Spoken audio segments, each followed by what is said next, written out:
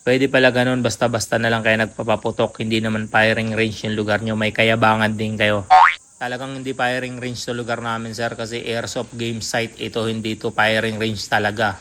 Kung magpapaputok man kami doon sa walang mga tao, ito pang isa, sayang ang bala, ginagamit nyo lang pang haharas sa mga mahihirap.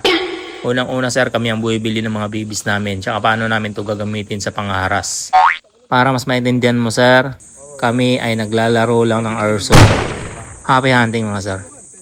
Kung doon ka sa Iran, may mapapala sa'yo, sayang ang pasahod. Sana all may pinapasahod.